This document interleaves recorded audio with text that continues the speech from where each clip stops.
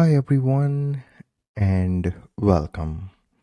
In the previous videos we have covered that how you can run the Wi-Fi HTTP OpenWeather demo in Elecrow CrowPanel ESP32 4.2 inch ePaper HMI display. Also we have covered that how you can run the partial refresh demo to display your favorite images on ePaper HMI display. Okay.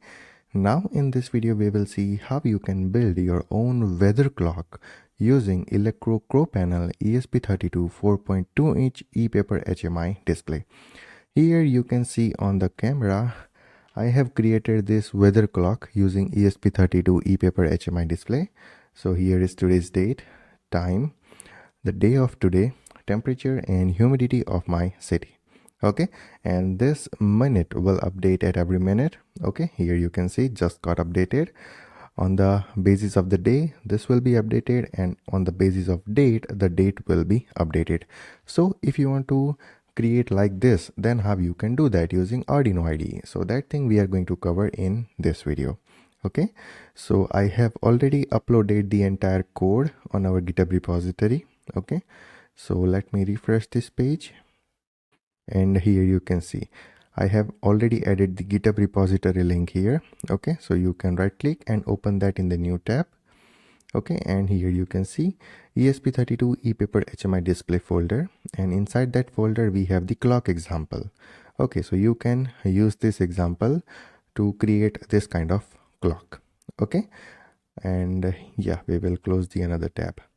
Okay, so here is an example, okay, which is openly available, so you can download from the GitHub and you can directly run it. Now the same example is already available on my system, so we are going to open this clock.ini file.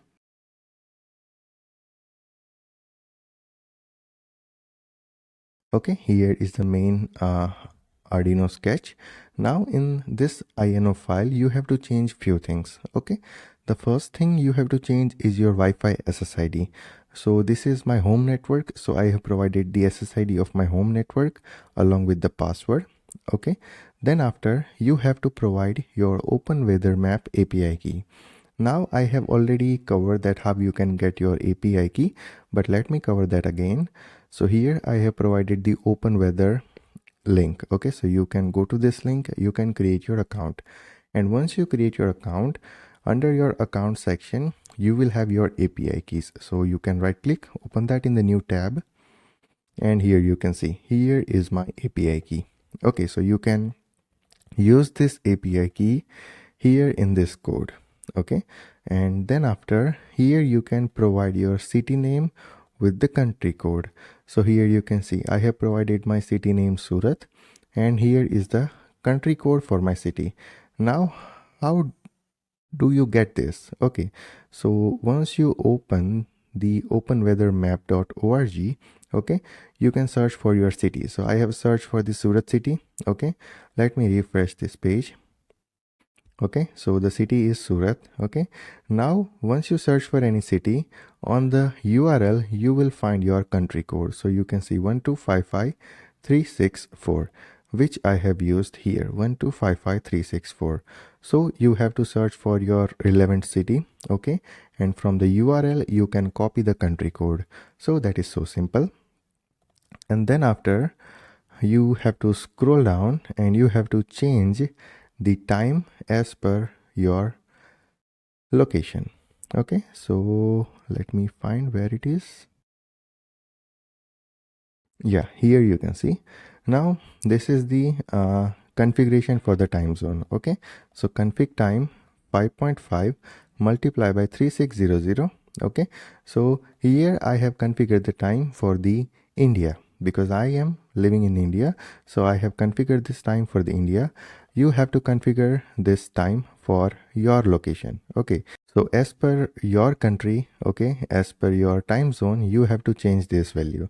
So I have to put plus 5:30 GMT. Okay, so that's why I have to use 5.5 here to configure the time as per my time zone. Okay, so you can search in the Google or you can ask ChatGPT to modify these things as per your country code and you will get the result.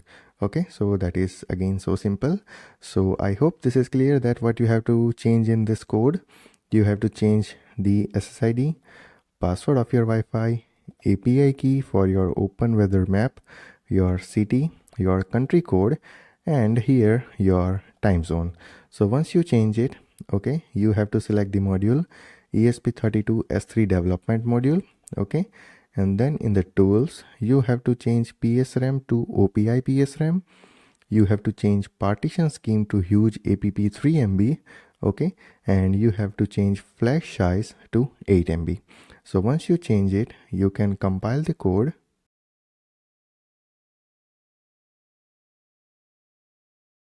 Okay, so compilation is successfully done. Now I can upload the code into our ESP32 ePaper HMI display. So I can just hit the upload button. Okay, here you can see our code is getting uploaded to this HMI display. Okay, so you can see done uploading. Now you can open the serial monitor and here you will see some details. So HTTP response 200. Here is the temperature, here is the humidity, here is the city. Okay, and here you can see the current time, Tuesday, December 31, 14, 40, 27, 2024. Okay, and here date and time and day, temperature, humidity, everything is updated. Now you can wait for 1 minute to get this updated. Okay, so let's wait for 1 minute.